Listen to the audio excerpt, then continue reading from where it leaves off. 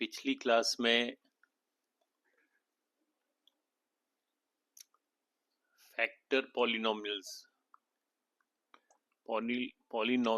को के factors find करना सीखा था हमने।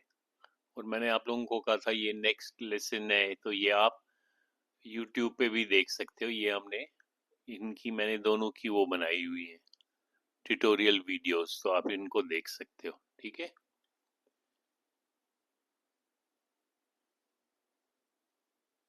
Yes sir.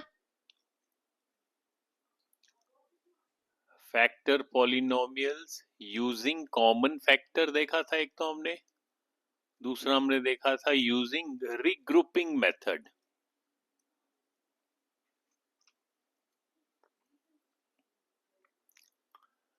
तो इसमें अब हम देखते हैं, फिर हमने ये कुछ क्वेश्चंस किए थे।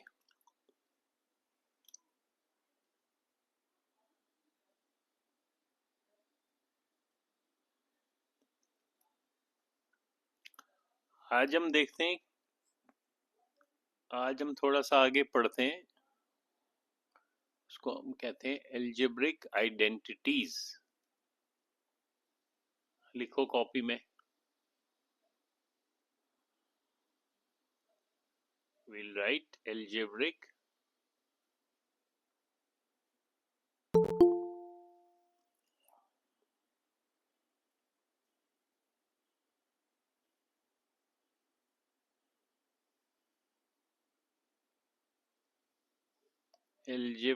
identities.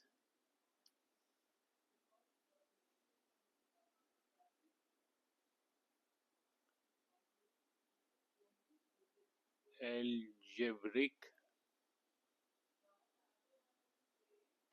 Good evening sir. good evening identities identities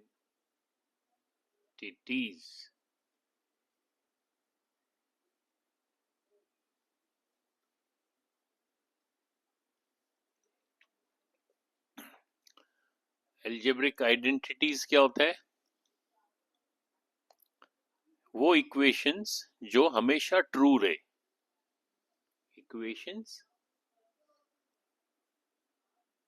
equations which are always true. Equations which are always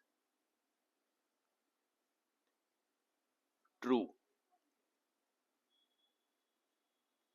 जो इक्वेशन हमेशा ट्रू रहेंगी उनको हम आइडेंटिटीज कहते हैं। आइडेंटिटीज। अब जैसे कोई भी इक्वेशन है, फॉर एग्जांपल अगर मैं लिखता हूं 2x plus 20 is equal to 0, ये एक इक्वेशन है। इसमें x का क्या वैल्यू होगा? What will be x? और दूसरी इक्वेशन में लिखता हूं x plus 20 is equal to 0। ठीक है, अब ये एक इक्वेशन है। इसको मैं मान लो ये इक्वेशन नंबर 1 है और ये इक्वेशन नंबर 2 है। इक्वेशन 1 में x की क्या वैल्यू होगी? Who will tell me what will be the value of x in this equation? शाबाश, कौन बोलेगा?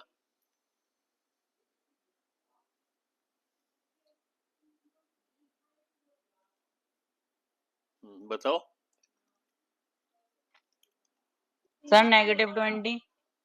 किस में? नहीं, इस -20 तो इस वाले में होगा, सेकंड वाले में।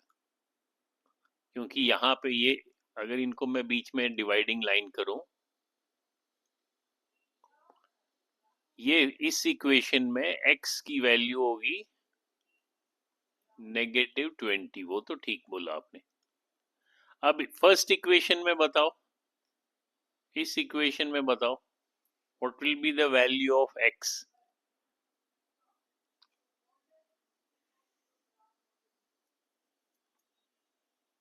शाबाश। सर -10।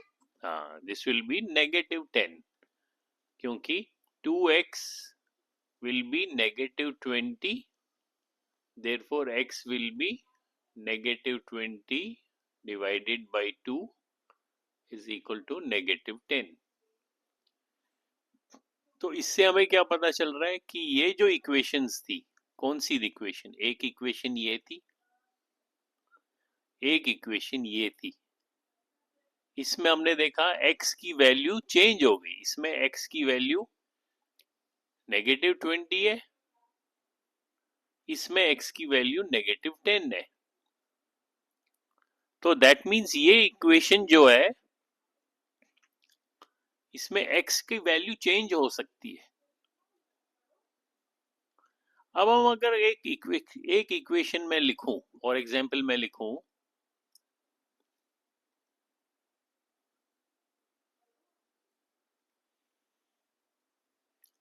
अगर अब मैं लिखता हूं x plus a multiplied by x minus a, इसको मैंने सिंप्लीफाई करना है। सो अब ये दो ब्रैकेट्स हैं, इसका क्या मीनिंग है कि दो ब्रैकेट्स आपस में मल्टीप्लाई हो रहे हैं। तो हम कैसे करेंगे इसको सॉल्व, इसको सिंप्लीफाई या इसको क्या करेंगे, पहले हम इस x को मल्टीप्लाई करेंगे इस पूरे ब्रैकेट से, उसके बाद इस प्लस a को मल्टीप्लाई करेंगे। ठीक है, अब देखते हैं इसका क्या आंसर आएगा। जब मैं x को इस x को, ये जो x है इसको मैं डिस्ट्रीब्यूट करता हूं, इस x को पहले x से मल्टीप्लाई करूंगा तो ये बन जाएगा x², फिर इस x को इस a से नेगेटिव a से करूंगा तो बन जाएगा ये negative a multiplied by x। उसके बाद ये पॉजिटिव a को x से करूंगा तो ये बन जाएगा positive a multiplied by x, और इस a को नेगेटिव a से मल्टीप्लाई करूंगा तो positive a multiplied by negative a बन जाएगा negative a multiplied by a is a²। तो हमने देखा नेगेटिव ax और पॉजिटिव ax आपस में कैंसिल हो जाएंगे, मेरे को आंसर मिलेगा x² माइनस a²।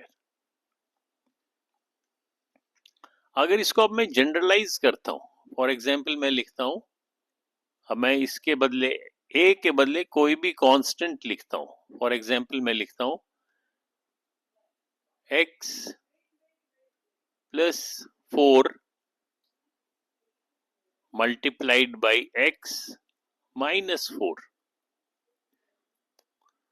सो मेरा आंसर क्या आएगा x²। अब देखो इसको अगर मैं फिर से सॉल्व करूं, x को x से मल्टीप्लाई करूंगा x² माइनस, फिर x को -4 से करूंगा -4x, फिर इस +4 को x से करूंगा +4x, फिर +4 को -4 से करूंगा -16। ये कैंसिल हो गया, मेरे को आंसर मिल गया x² माइनस 16। अगर आप ध्यान से देखोगे इसमें मेरा x ये है तो x² और 4 जो है वो 4 का स्क्वायर इज 16। सो हमने देखा ये जो इक्वेशन है ये हमेशा ट्रू रहेगी, तो इस इक्वेशन को एक हमने आइडेंटिटी बोल दिया। उसको एक स्टैंडर्ड फॉर्म कैसे लिखा मैंने, उसका मैंने लिखा x² माइनस x, या तो इसको मैं ऐसे लिख सकता हूं x²,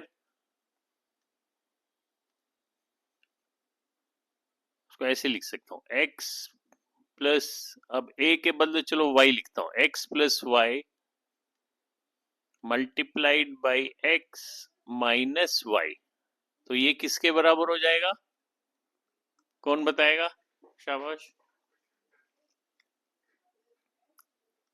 फर्स्ट टर्म है उसका स्क्वायर माइनस जो सेकंड टर्म है। So this is my identity.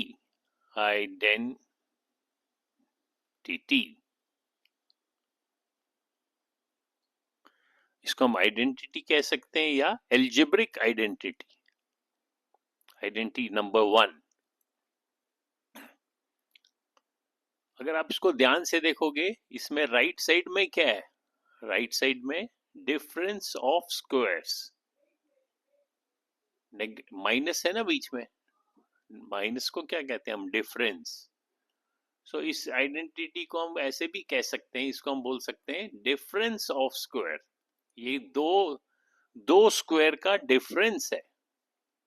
Difference लिखो कॉपी में, डिफरेंस ऑफ स्क्वायर्स।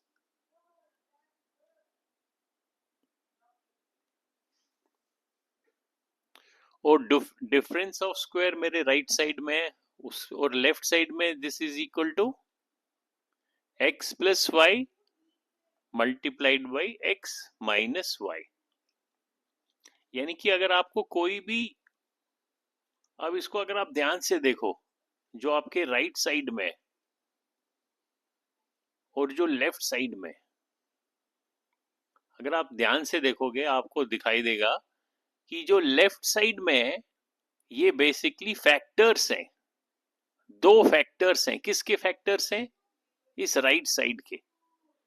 क्योंकि ये एक ब्रैकेट है और ये एक ब्रैकेट है, इसके बीच में आपस में क्या हो रहा है? ये मल्टीप्लाई हो रहा है।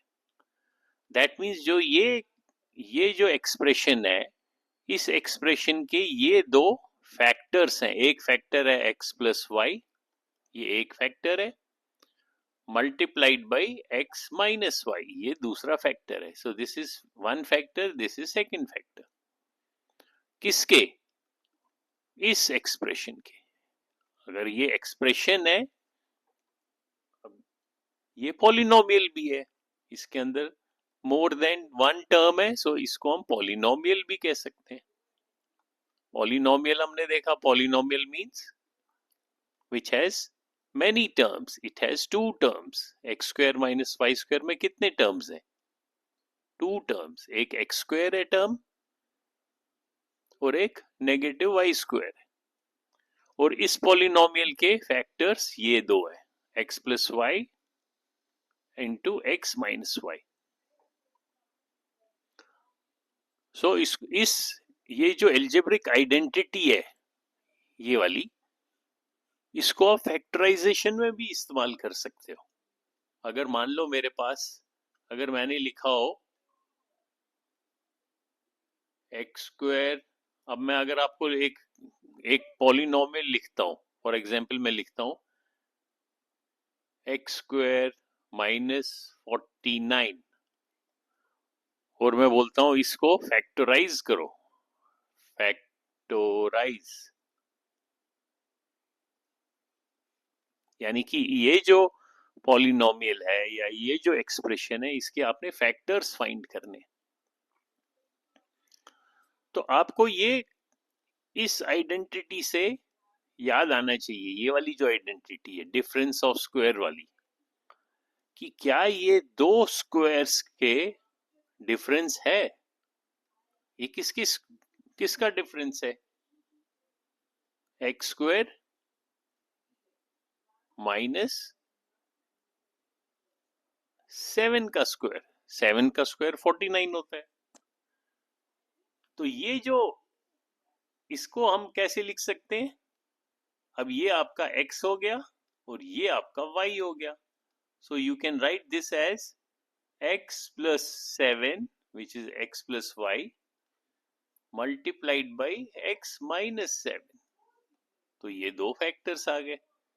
सो एक्स स्क्वायर माइनस 49 के आपके ये दो फैक्टर्स हैं। अगर आप इसको ओपन करोगे, सिंप्लीफाई करोगे या आप इसमें मल्टीप्लाई करोगे, आप देखोगे ये एक्स स्क्वायर माइनस 49 ही आएगा।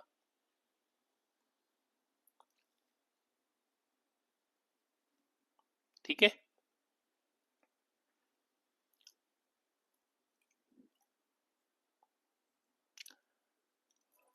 फैक्टराइजेशन याद है ना?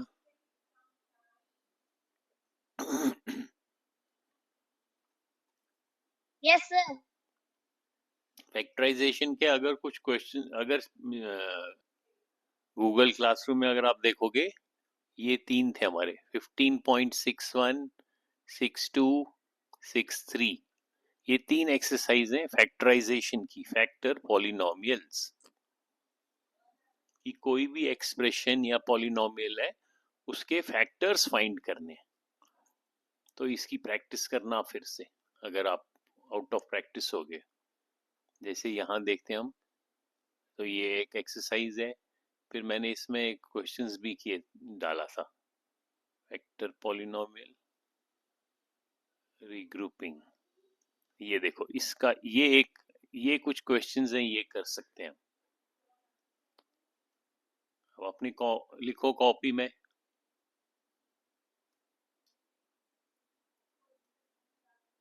अब देखो ये सिंपल क्वेश्चंस हैं।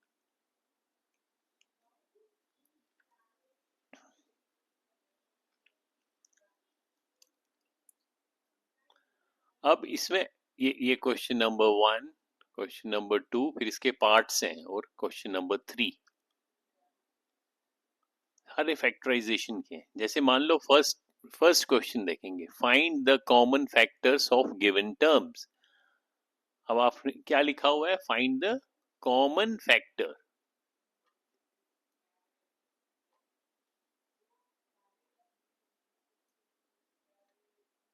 ओहो,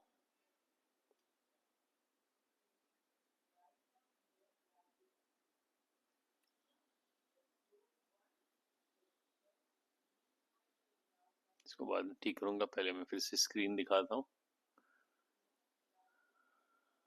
चलो पहला वाला कौन दिखाएगा? ओहो,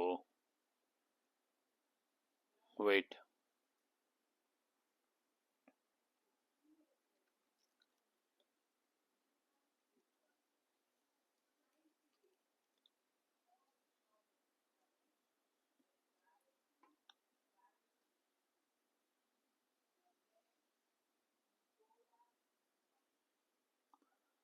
पहला क्वेश्चन है find the common factors of given terms. जैसे ये क्वेश्चन है,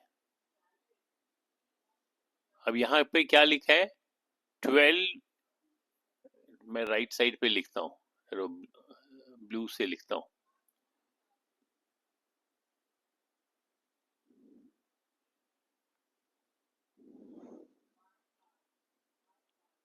चलो व्हाइट से लिखता हूँ, ये क्लियरली दिखाई देगा।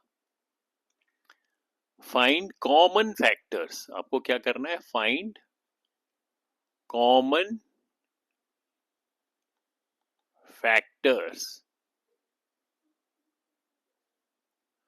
Of given terms. आपके पास दो टर्म्स दिए हैं, मान लो आपको दिया हुआ है 12x, 36। Now these are two terms, एक टर्म है 12x, दूसरा टर्म है 36, and you have to find the common factors.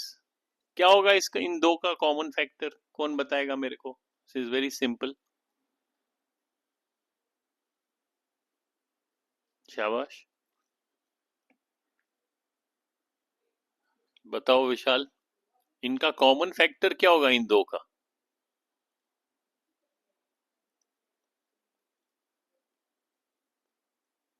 Sir इन दोनों सर कॉमन फैक्टर रहेगा। सर मैं बताऊं? हाँ बताओ। Sir common factor 1, 2, 3, 4, 6, 12। हाँ, क्योंकि देखो इसमें तो 12 और x है, इसमें x है ही नहीं, दैट मीन्स x तो कॉमन फैक्टर होगा ही नहीं।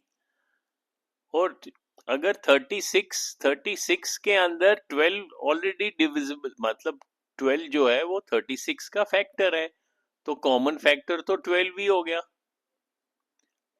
Highest common factor. बाकी आपकी बात सही है, कॉमन फैक्टर तो 2 भी है, क्योंकि 2 6 जा 12, 2 18 जा 36, या 4 भी है, 4 3 जा 12, 4 9 जा 36। जैसे हम निकालते हैं, मान लो कॉमन फैक्टर कैसे, 12 और 36 के अगर हमें कॉमन फैक्टर्स निकाल, कॉमन तो 12 का हम प्राइम फैक्टर्स निकालेंगे, 2 इंटू 3 is 6, इंटू 2 12, फिर 36 के भी आप फैक्टर्स निकालो, 2 into 2 is 4, 4 into 3 is 12, 12 into 3 is 36। Common क्या है, 2, फिर 2, फिर 3, तो ये आपका हाईएस्ट कॉमन फैक्टर हो गया, HCF। 2 2 जा 4, 3 जा 12। दैट मीन्स इसका, इन दो का हाईएस्ट कॉमन, अगर इसके मान लो कॉमन फैक्टर निकालना है, तो आप सीधा लिख सकते हो common factor is 12, highest common factor. अगर मान लो नेक्स्ट क्वेश्चन है, सपोज मैं अब लिखता हूं ये वाला, ये वाला 10 PQ,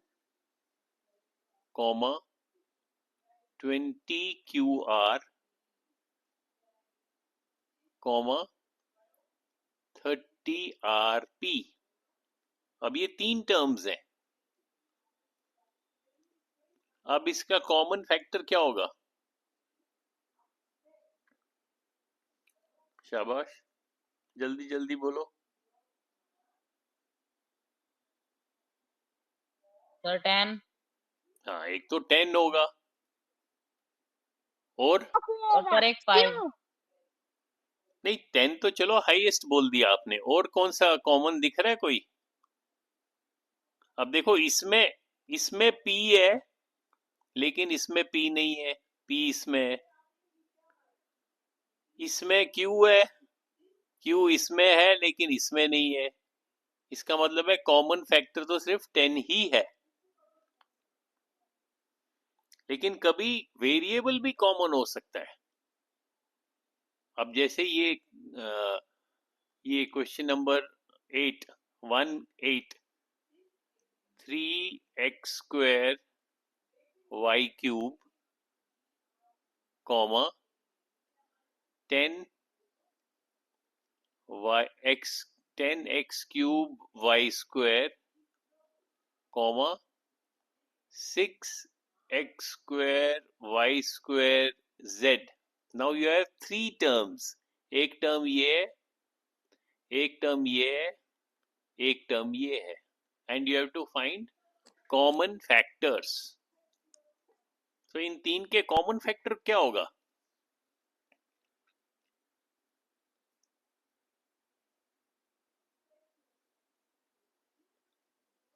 शाबाश, कौन बताएगा?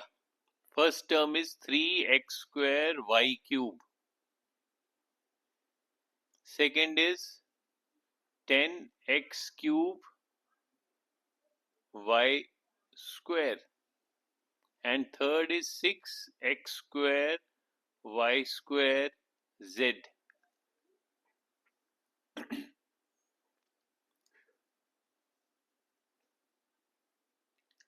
हाईएस्ट कॉमन फैक्टर निकालना है।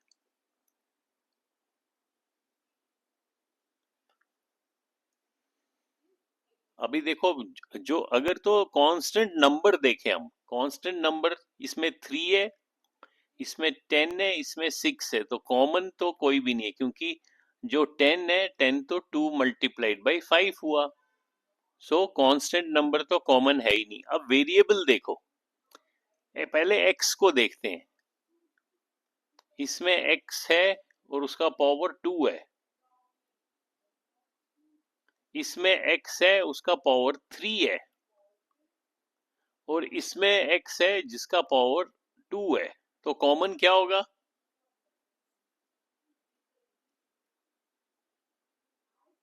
बताओ मुनीश। X power 2, 3, 10 and 6। नहीं, 3, 10 और 6 में तो कॉमन है ही नहीं ना, तीनों में कॉमन कोई भी नहीं है। 3 और 6 में तो 3 कॉमन है, 6 और 10 में 2 कॉमन है, लेकिन तीनों में कॉमन सर कुछ वन, नहीं। 1 तो छोड़ो, 1 तो होता ही है हमेशा, 1 को सर नहीं। वन, 1 बेटे 1 नहीं लिखना होता है, 1 तो होता ही है हर एक में। इसका मतलब है जो कांस्टेंट नंबर है, जैसे इसमें 3 है, इसमें 10 है, इसमें 6 है, तो कांस्टेंट नंबर तो 1 है। 1 को तो आप अगर ना भी लिखो उससे कोई मीनिंग नहीं है, तो 1 को छोड़ दो। अब आप देखो, जो आपके पास ये है वेरिएबल है, वेरिएबल में यहाँ पे x का पावर 2 है, यहाँ x का पावर 3 है, यहाँ x का पावर 2 है, that means common is x power 2। फिर y भी तीनों में है और उसका हाईएस्ट पावर तो 2 है, यहाँ y 2 है, यहाँ भी 3 है, यहाँ 2 है, दैट मीन्स कॉमन तो y 2 होगा। z तो तीनों में नहीं है, सो हमारे पास कॉमन फैक्टर क्या मिलेगा, x square y square. This is your common factor. Common factor means which is in all the 3।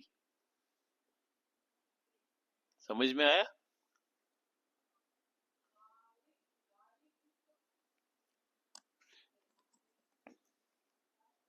बताओ।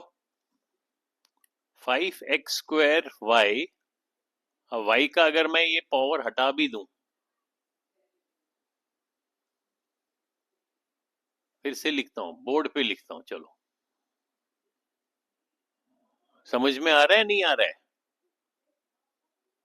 यस हाँ, क्या लिखता हूं यहाँ पे, मैं बोर्ड पे लिखता हूं आप लोगों को, व्हाइट बोर्ड पे लिखता हूं।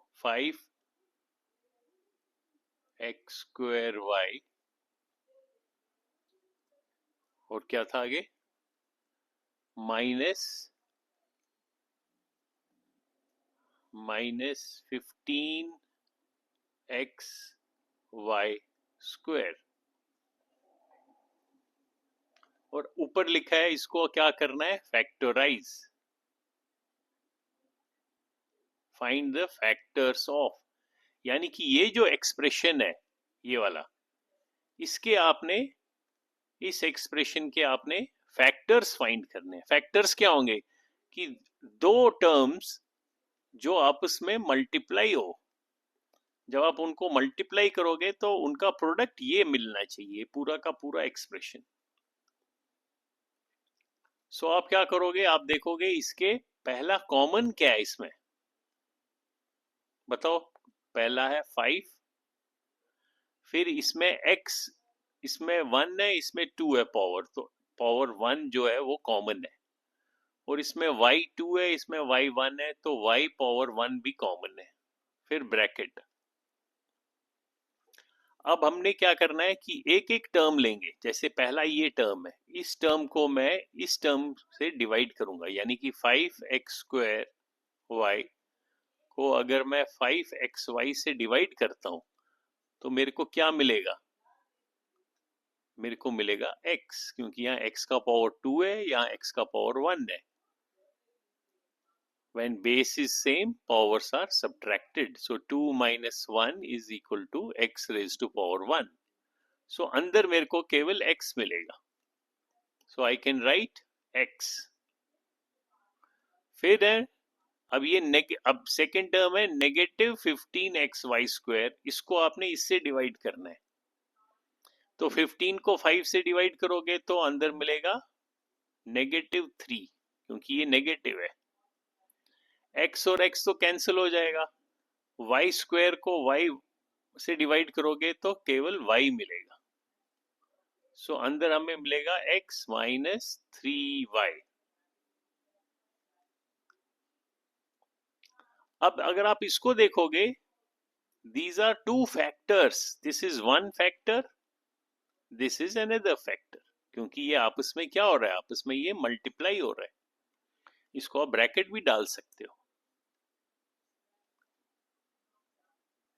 सो आपने क्या किया, बेसिकली आपने इस पूरे एक्सप्रेशन को, ये जो एक्सप्रेशन था इसके आपने फैक्टर्स फाइंड कर दिए, एक फैक्टर ये और एक फैक्टर ये है।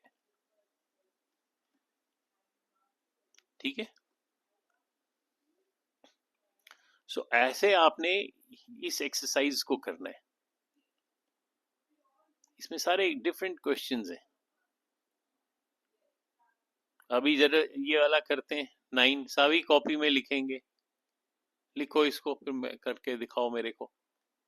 X square y z plus x y square z plus x y z square. अब ये आपके पास एक एक्सप्रेशन है और आपको इसको फैक्टराइज करना है।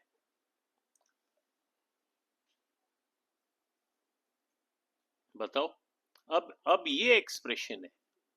अब एक्सप्रेशन क्या है? X square plus x y plus 8x plus 8y। अब आपके पास इस एक्सप्रेशन में देयर आर 4 टर्म्स। तो आपको कोई कॉमन दिख रहा है?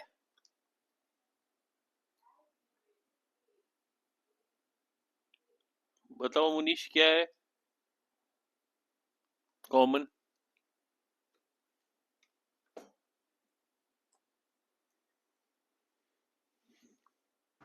Sir x. एक्स कहाँ कॉमन है? इस वाले में, लास्ट वाले में तो एक्स है ही नहीं। 8y में तो एक्स है ही नहीं। सर तब कुछ कॉमन नहीं है। हाँ, तो ऐसे जब अगर आप ऐसे देखोगे तो आपको लगेगा कि कोई कॉमन नहीं है इसमें, लेकिन इसको फैक्टराइज तो करना है हमने। फैक्टराइज करना है। तो अगर आप इसमें जो हमने पीछे एक मैंने ट्यूटोरियल भी बनाया था रीग्रुपिंग वाला, फैक्टराइज यूजिंग रीग्रुपिंग, वो आप देखोगे उसमें वो किसमें 50 वो शायद 15.63 में शायद बनाया हुआ है। रीग्रुपिंग का मतलब है अगर आप इसको इनकी ग्रुपिंग ऐसे करो। अब हमने फैक्टराइज करना है, लास्ट में हमारे को 2 ऐसे एक्सप्रेशंस मिलने चाहिए कि वो आपस में मल्टीप्लाई हो रहे हैं, तो हम बोलेंगे ये एक और ये दूसरा आपस में इस पूरे एक्सप्रेशन के फैक्टर्स हैं। तो अगर हम इसको ध्यान से देखें, इन चारों को अगर देखें, तब तो कोई कॉमन हमें नजर नहीं आ रहा है कोई टर्म। लेकिन अगर हम इनको अलग अलग करके देखें, यानी कि अगर मैं इन 2 को सिर्फ पहले देखूं तो मेरे को पता चल रहा है इन 2 में तो x कॉमन है। तो अगर इन 2 को मैं एक ग्रुप मानूं, x कॉमन हो जाएगा, अंदर मेरे को मिलेगा x प्लस वाई। इन 2 को मैंने फर्स्ट एंड सेकंड। उसके बाद थर्ड और फोर्थ को अगर मैं देखूं, इसमें मुझे पता चल रहा है कि अगर मैं पॉजिटिव 8 को कॉमन मानूं तो मेरे को अंदर क्या मिलेगा? अगेन x प्लस 5 मिलेगा। तो इन 2 को, सेकंड, थर्ड एंड फोर्थ को मैंने ऐसे कर दिया और फर्स्ट और सेकंड को मैंने ऐसे किया। अब इसका फायदा क्या हुआ? फायदा ये हुआ कि इससे मेरे को ये मिला कि यहाँ पे अब x प्लस वाई और x प्लस वाई, अब x प्लस वाई पूरा का पूरा कॉमन है। तो मैं क्या करूंगा, इस पूरे ब्रैकेट को x प्लस वाई को मैं बाहर कॉमन रखूंगा और अंदर क्या मेरे को मिलेगा? दैट मीन्स अब मेरे पास फर्स्ट ये एक एक्सप्रेशन है। इस एक्सप्रेशन को जब मैं x प्लस वाई से डिवाइड करूंगा तो x प्लस वाई और x प्लस वाई कट जाएगा, तो मेरे को सिर्फ अंदर x मिलेगा। और जब इस वाले एक्सप्रेशन को मैं x प्लस वाई से डिवाइड करूंगा तो मेरे को अंदर प्लस 8 मिलेगा। तो अब ये 2 मेरे को फैक्टर्स मिल गए। समझ में आ गया? सो जिस अगर किसी एक्सप्रेशन में, जैसे ये जो आपको ये वाला है,